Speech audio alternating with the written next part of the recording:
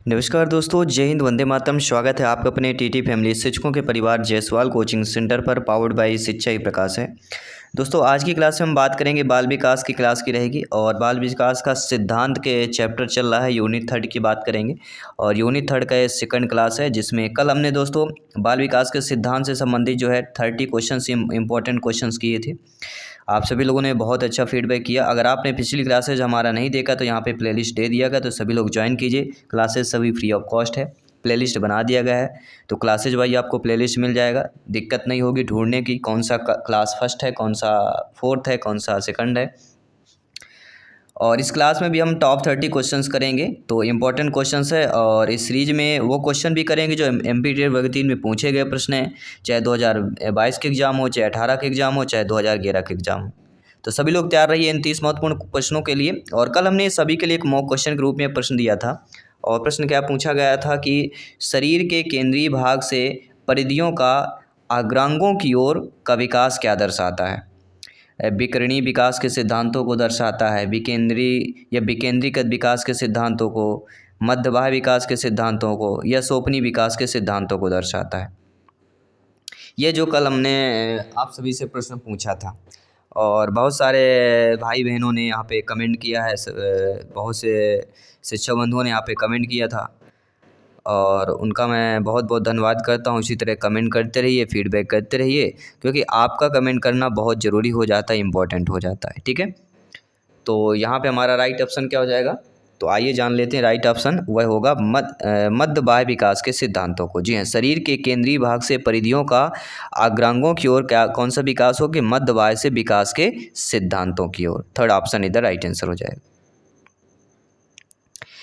आइए देखते दोस्तों अगला प्रश्न आपकी स्क्रीन पर क्या पूछा गया है। अगला प्रश्न है कि निम्न में से विकास का कौन सा सिद्धांत गलत दिया गया है। विकास में व्यक्तित्व भिन्नता होती है, बिल्कुल सही बात है। विकास संयोगों का परिणाम होता है, ऐसा नहीं है। कहते हैं ना, लिखा मेरा संयोग ही लिखा था कि ऐसा हुआ, मेरे साथ ऐसा संयोग हुआ। तो विकास जो है संयोगों का परिणाम नहीं होता, ये कथन सिद्धांत गलत हो जाएगा। और यह एक सतत प्रक्रिया है, बिल्कुल सही बात है। यह पूर्व कथनीय है, ये भी कह सकते हैं, लेकिन विकास संयोगों का परिणाम है, ये गलत हो जाएगा, यानी गलत कथन हो जाएगा। आइए बात करते हैं अगले प्रश्न की। अगला प्रश्न दोस्तों आप सभी लोगों को यहाँ पे कमेंट करना है, मेरे प्यारे प्यारे भाइयों के प्यारे प्यारे बहनें गृहिणी जिनका सपना है अध्यापक अध्यापिका बनना। जायसवाल सर आप सभी को अभिनंदन और स्वागत कर रहे हैं। तो दोस्तों प्रत्येक अधिगमकर्ता अद्वितीय होता है, अर्थात कोई भी दो अधिगमकर्ता उनकी योग्यताएं, रुचि तथा कौशलों में समान नहीं होते। अधिगमकर्ताओं में कोई भी उभयनिष्ठ गुण नहीं होते, ना ही वे उभयनिष्ठ लक्ष्यों को बांटते हैं। सभी अधिगमकर्ताओं के लिए एक उभयनिष्ठ पारचर्या संभव नहीं है। और अगला जो है आपका कि एक विषमांगी कक्षा में सभी अधिगमकर्ताओं की क्षमता को विकसित करना संभव है। अब देखिए, प्रत्येक अधिगमकर्ता अद्वितीय होता है, अर्थात कोई भी दो अधिगमकर्ता उनकी योग्यता, रुचि तथा कौशलों में समान नहीं होते। फर्स्ट ऑप्शन इधर राइट आंसर हो जाएगा। इसके बाद अगला प्यारा सा प्रश्न पूछा गया कि मस्तक अधोमुखी एवं निकट से दूर का क्रम किस क्रिया का अंग होता है। तो जब आपके प्रश्न में मस्तक अधोमुखी अगर पूछा जाता है, वो भी निकट और दूर के क्रम क्रिया पूछा जा रहा है, तो वह किस अंग का हो जाएगा। चेतना, विकास, विवृद्धि या संशोधन। जिनको भी पता है आप लोग कमेंट कर सकते हैं। आपका एक कमेंट फीडबैक सर्वोपरि है। सरवान है जायसवाल सर आप सभी का अभिनंदन और स्वागत करते हैं। सभी मित्रों को जय हिंद, वंदे मातरम। साथियों, सिलेक्शन पाना है तो आपको सभी लोगों को कमेंटेड होना पड़ेगा। जब आप कमेंटेड होंगे तो आपकी माइंड की मेमोरी के क्वेश्चन के आंसर को सेव करते जाएगी विद डिटेल। तो मस्तक अधोमुखी एवं निकट दूर से क्रम जिस क्रिया का अंग कहलाएगा वह होगा विकास। क्या हो जाएगा दोस्तों, विकास इज द राइट आंसर। क्योंकि यहाँ चैप्टर वाइज है तो आप समझ सकते हैं विकास का सिद्धांत है तो विकास ही होगा, लेकिन एग्जाम में चैप्टर वाइज नहीं रहता, कभी आगे पीछे किसी यूनिट से ज़्यादा प्रश्न आएंगे, किसी यूनिट से नहीं आएंगे, किसी यूनिट से कम आएंगे। ठीक है, तो अभी से आपको अभ्यास में लाना है। बालक के शारीरिक व क्रियात्मक विकास की दिशा कौन सी होती है।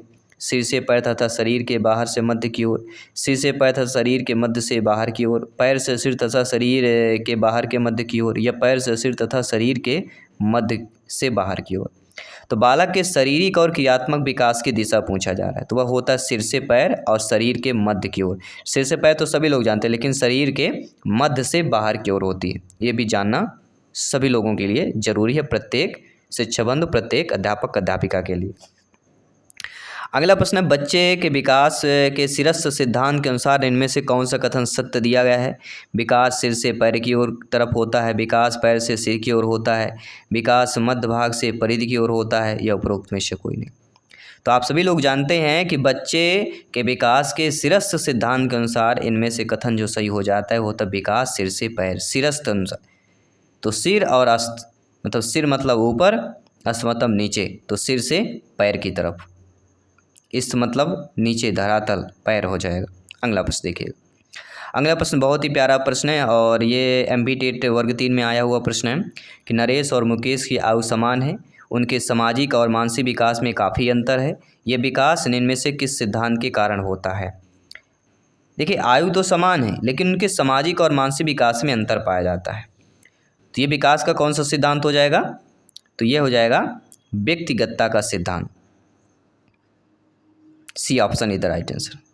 सभी लोग समझ गए होंगे। आइए बात करते हैं अगले प्रश्न की।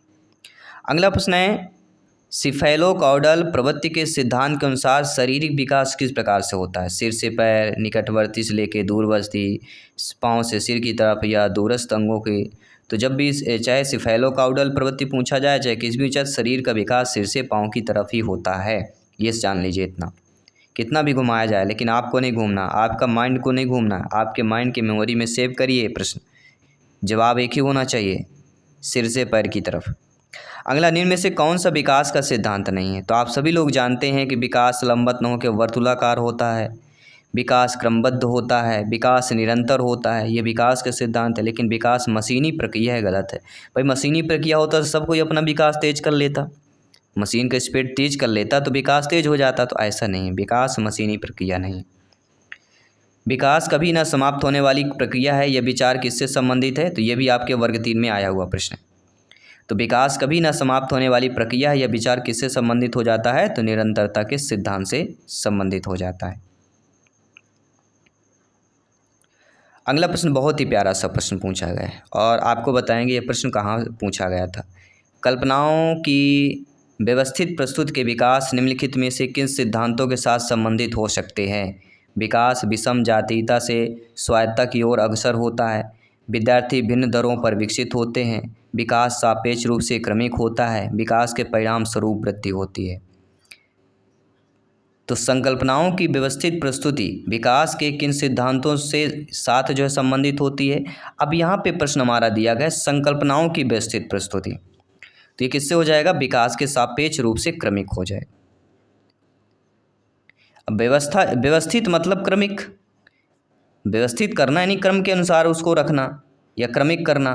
तो ये हमें ध्यान देना, शब्दों का गेम रहता है। शब्दों को गेम जिसने समझ लिया वो बहुत कुछ समझ लिया। और साथ ही साथ जो आप सभी लोग बोलते हैं सर बाल विकास वर्ग 3 के बाल विकास के लिए बेस्ट बुक कौन सी रहेगी? तो अभी वर्तमान में देखा जाए तो महावीर की बुक बेस्ट आ रही है। आप लोग अपने नज़दीकी बुक स्टोर से मंगवा सकते हैं। महावीर की बुक में इतना अच्छा उसका डिफिनेशन दिया गया है, साथ ही साथ वर्ग 3 में किस टॉपिक से कैसे प्रश्न आए हैं वो भी दिया गया है। तो ये आपके लिए बहुत ही हेल्पफुल होगा। जिनको बुक से पढ़ना तो महावीर बुक आप लोग अपने नज़दीकी स्टोर से या ऑनलाइन स्टोर से मंगवा सकते हैं। बाकी क्लासेज आपकी फ्री ऑफ कॉस्ट चलती रहेगी, सभी क्लासेज प्रैक्टिस सेट सारा कुछ आपको चीज़ें आपकी चलती रहेंगी। अगला प्रश्न बहुत ही प्यारा सा प्रश्न है कि विकास की गति एक व्यक्ति से दूसरे में भिन्न होती है किंतु यह एक नमूने का अनुगमन करती है। सभी लोग जानते हैं विकास की गति एक दूसरे के भिन्न ही होगी, अलग ही होती है, किंतु यह नमूने किस नमूने का अनुगमन करती है? एड़ी से चोटी, अव्यवस्थित, अप्रत्याशित या क्रमबद्ध और व्यवस्थित।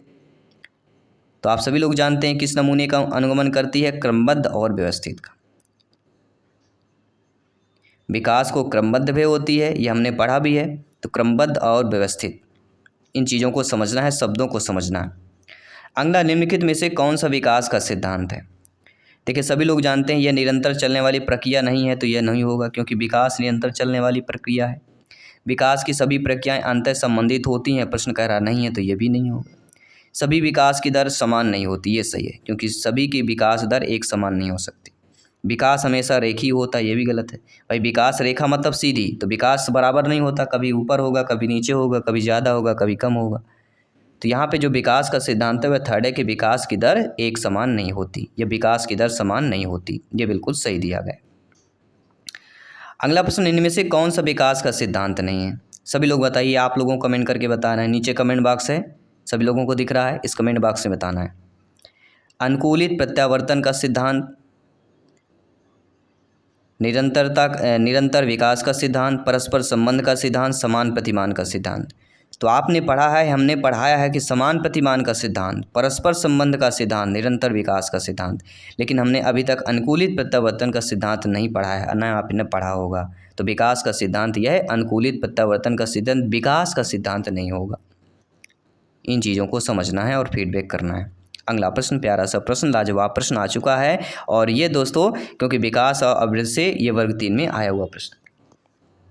कौन सा अभिवृद्धि और विकास का सिद्धांत नहीं है? समान प्रतिमान का सिद्धांत, विशिष्ट के समान क्रियाओं का सिद्धांत, सतत विकास का सिद्धांत, या आपका ऑप्शन नंबर डी दिया गया है, व्यक्तिगत विभिन्नताओं का सिद्धांत। सभी लोग बताइए कौन सा अभिवृद्धि और विकास का सिद्धांत नहीं है? तो विशिष्ट से समान क्रियाओं का सिद्धांत, B option is the right answer हो जाएगा।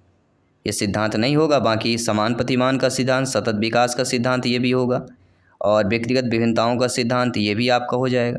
ठीक है, चलिए बात करेंगे अगले प्रश्न की। अगला प्रश्न, विकास एक प्रक्रिया है, खंडित होती है, निरंतर होती है, पूर्ण होती है या पूर्ण होती है? सभी लोग बताइएगा। तो आप सभी लोग जानते हैं विकास एक कैसी प्रक्रिया होती है? तो विकास एक निरंतर प्रक्रिया होती है, B option is the right answer. अगला प्रश्न आइए देख लेते हैं। अगला प्रश्न है, एक अध्यापक अध्यापिका ने पाया कि एक विद्यार्थी वर्ग बनाने में कठिनाई अनुभव कर रहा है। उसने अनुमान लगाया कि वह हीरे का चित्र बनाने में भी कठिन का अनुभव करेगा। तो उसने निम्न में से किस सिद्धांत पर आधारित होकर यह अनुमान लगाया होगा? एक अध्यापक अध्यापिका, आप ही में से समझ लीजिए, जब आपकी नियुक्त होगी और आप लोग अध्यापक अध्यापिका बनेंगे और आप ये एक विद्यार्थी के वर्ग बनाने में कठिनाई का अनुभव कर रहा, तो उसने अनुमान लगाया कि वह हीरे का चित्र बनाने में भी कठिनाई का अनुभव करेगा, क्योंकि उससे वर्ग बनाने में दिक्कत आ रही। तो ये जो अनुमान लगाना है, ये किस सिद्धांत के अकॉर्डिंग है? तो आप सभी लोग जानते हैं अनुमान लगाना यह विकास के एक व्यवस्थित क्रम होने की प्रवृत्ति से संबंध है। सी ऑप्शन इधर राइट आंसर हो जाएगा। अगला प्रश्न है कि इनमें से कौन सा विकास का सिद्धांत नहीं है? तो विकास संशोधन योग्य होता है, बिल्कुल सही बात है। विकास केवल संस्कृत से शासित और निर्धारित होता है, तो केवल दिया गया तो नेगेटिव हो जाएगा, यह सिद्धांत नहीं होगा। विकास जीवन पर्यंत होता है, बिल्कुल होता है। विकास वंशानुक्रम पर्यावरण दोनों से प्रभावित होता है, बिल्कुल सही बात है, ये कई बार पूछा गया। विकास वंशानुक्रम पर्यावरण से प्रभावित होता है, ये वर्ग 3 में आया हुआ प्रश्न है, ध्यान दीजिएगा। 2022 के एग्जाम में वर्ग 3 में पूछा गया प्रश्न था। निम्नलिखित में से कौन सा वृद्धि और विकास के सिद्धांतों से संबंधित नहीं है? तो सभी लोग जानते हैं निरंतरता का सिद्धांत संबंधित है, समन्वय का सिद्धांत, व्यक्तिगत का सिद्धांत, लेकिन वर्गीकरण का सिद्धांत संबंधित नहीं है। यह वृद्धि और विकास के सिद्धांतों से वर्गीकरण का सिद्धांत आपका संबंधित नहीं होगा। इसके बाद अगला प्रश्न है कि इनमें से कौन सा बाल विकास का एक सिद्धांत दिया गया है? अब आप लोगों को बाल विकास का सिद्धांत बताना है। तो आप सभी लोग जानते हैं विकास परिपक्वन तथा अनुभव के बीच अन्योन्य क्रिया की वजह से घटित होता है। अनुभव विकास एकमात्र निर्धारक है। विकास प्रबलन तथा दंड के द्वारा सुनिश्चित किया जाता है। विकास प्रत्येक बच्चे की गति का सही ढंग से अनुमान लगा सकता है। तो आप सभी लोग जानते हैं जो बाल विकास का एक सिद्धांत कहलाएगा कि विकास परिपक्वन तथा अनुभव के बीच अन्योन्य क्रिया की वजह से घटित होता है। First option is the right answer हो जाएगा। अगला प्रश्न दोस्तों दिया गया कि निम्नलिखित में से कौन सा बाल विकास का एक सिद्धांत नहीं है? तो सभी विकास एक क्रम का पालन करते हैं, विकास के सभी क्षेत्र महत्वपूर्ण हैं, सभी विकास परिपक्वन तथा अनुभव की अंतःक्रिया का परिणाम होते हैं, सभी विकास तथा अधिगम एक समान गति से बढ़ते हैं। तो बाल विकास का कौन सा सिद्धांत नहीं होगा? तो आप सभी लोगों को मैं कई बार जिक्र बता चुका हूँ कि सभी विकास एक क्रम का पालन करते हैं, विकास के सभी क्षेत्र महत्वपूर्ण होते हैं, सभी विकास परिपक्वन अनुभव के अंतःक्रिया का परिणाम होते हैं, और सभी विकास तथा अधिगम एक समान गति से आगे बढ़ते। ये गलत है, एक समान गति से आगे नहीं बढ़ सकते, कुछ न कुछ उसमें आपके क्या कहते हैं अंतर होगा। अगला प्रश्न देखते हैं, विकास किससे किसके ओर बढ़ता है? समान से विशिष्ट, जटिल से कठिन, विशिष्ट से समान, साधारण से समान। ये एमपीटेड वर्ग 2 में पूछा गया प्रश्न था। तो विकास किससे किससे ओर बढ़ता है? तो आप सभी लोग जानते हैं विकास जो है आपका सामान्य से विशिष्ट की ओर बढ़ता है। ठीक है, बहुत बहुत धन्यवाद सभी का फीडबैक करने के लिए, समझने के लिए। आइए बात करते हैं अगले प्रश्न की। अगला प्रश्न बहुत ही प्यारा सा प्रश्न दिया गया है कि विकास के बारे में निम्नलिखित में से कौन सा कथन सही होगा। विकासात्मक परिवर्तन एक सीधी रेखा में आगे जाते हैं। विकास जन्म से किशोरावस्था तक की ओर बढ़ता और फिर पीछे मुड़ जाता है। विकास भिन्न व्यक्तियों से भिन्न गति से होता है। ये बिल्कुल सब बात सही दी गई। विकास जो होता है भिन्न व्यक्तियों में भिन्न गति से होता है। अगला प्रश्न, निम्नलिखित में से विकास के सिद्धांतों को उनका सही वर्णन करना है और सिद्धांत को मिलाना है। चलिए तो सभी लोग ध्यानपूर्वक समझना है और सभी लोगों को मिलान करना है। समीप दूराभिमुख दिशा से बढ़ते हैं। तो समीप दूराभिमुख जो दिशा होती है यह आपके शरीर के केंद्र से बाहर की ओर बढ़। फिर सिरह पदाभिमुख दिशा कौन सी होती है? तो सिरा पदाभिमुख जो सिर से पैर की क्रम। फिर अंतर व्यक्ति विभिन्नताएँ किसकी होंगी? तो अंतर व्यक्ति विभिन्नताएँ होगी विभिन्न बच्चे की दर विभिन्न बच्चे भिन्न भिन्न दर से बढ़ते हैं, मतलब अंतर उसमें अंतर व्यक्ति विभिन्नताएँ होती हैं।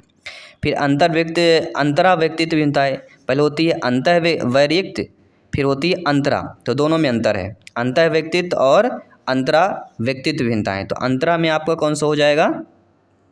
होगा कि किसी अकेले बच्चे में विकास की दर विकास के एक क्षेत्र की अपेक्षा दूसरी में भिन्न हो सकती है। और सरल से जटिल की ओर वृद्धि क्या हो जाएगी? सभी लोग जानते हैं सरल से जटिल की ओर वृद्धि क्या होगी? वह किसी में भी नहीं होगी, क्योंकि हमारे ABCD 4 ऑप्शन को मिलाना है।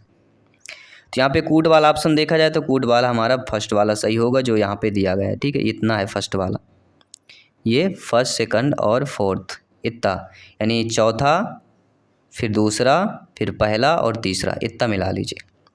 A का फोर्थ, B का दूसरा, C का फर्स्ट, D का थर्ड। ठीक है, सभी लोग समझ गए होंगे आई होप। चलिए आइए बात कर लेते हैं अगले प्रश्न।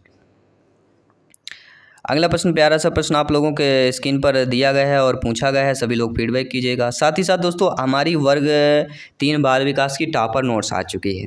अगर आपने टॉपर नोट्स अभी तक नहीं मंगवाया है तो आपको व्हाट्सएप करना है और ये टॉपर नोट्स ओनली आपको 149 में पूरी कंप्लीट आपको मिल जाएगी। ये टॉपर नोट्स आपको PDF फाइल में मिलेगी। काफ़ी सारे प्रश्न होते हैं, बुक चाहिए तो बुक नहीं, ये PDF मिले, क्योंकि बुक बनाने में बहुत सर्किल बहुत होता है और एग्ज़ाम में कम समय बचा हुआ है, इसलिए PDF आपको प्राप्त की जा रही है। तो ये टॉपर नोट्स में आपको कंबाइंड कम्बिनेशन पूरा मिलेगा, A to Z मिलेगा और 15 बुकों का निचोड़ से टॉपर नोट्स बनाया गया है। साथ ही साथ प्रीवियस ईयर में पूछे गए प्रश्नों के साथ साथ जो वर्ग 3 में सिलेक्शन पा चुके हैं उनके मार्गदर्शन पर यह टॉपर नोट्स बनाया गया है। तो सभी लोग टॉपर नोट्स अगर नहीं बनाए हैं तो आप लोगों जो व्हाट्सएप है, व्हाट्सएप में नंबर बोले दे रहा हूँ 9630689598, इसमें आपको व्हाट्सएप कर देना, केवल व्हाट्सएप, कॉलिंग मत कीजिएगा। व्हाट्सएप करेंगे आपको पूरा डिटेल वहाँ पे मिल जाएगा। ठीक है, चलिए तो विकास के सिद्धांतों के बारे में कौन सा कथन गलत दिया गया है? तो हम कई बार पढ़ चुके हैं विकास के सिद्धांतों में। विकास एक परिमाणात्मक प्रक्रिया है जिसका ठीक ठाक मापन होता है। तो परिमाणात्मक जो दिया गया है ये गलत दिया गया है, क्योंकि विकास परिपक्वन और अधिगम पर आधारित होता है।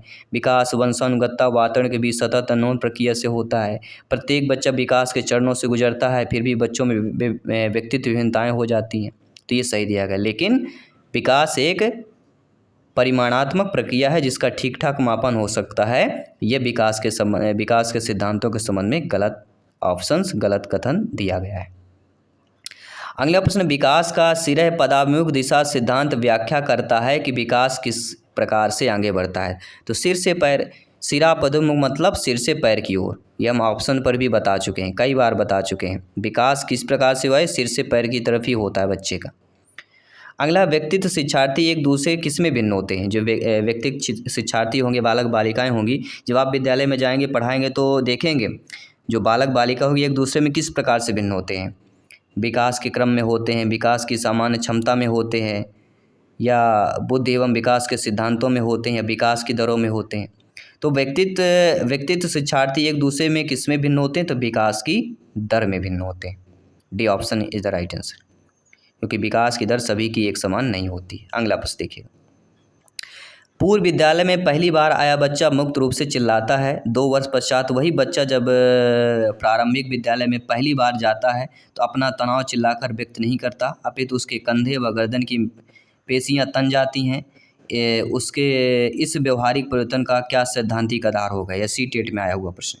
तो पूर्व विद्यालय में पहली बार आया बच्चा मुक्त रूप से चिल्लाता है, 2 वर्ष पश्चात वही बच्चा जब प्रारंभिक विद्यालय में पहली बार जाता है तो अपना तनाव चिल्लाकर व्यक्त नहीं करता, क्योंकि पहली बार जाता चिल्लाता है, वह साल 2 साल से बच्चा जा रहा है, फिर वह नहीं चिल्लाता है। अपितु उसके कंधे व गर्दन की पेशियां तन जाती हैं, पेशियां तन जाएगी लेकिन चिल्लाता नहीं।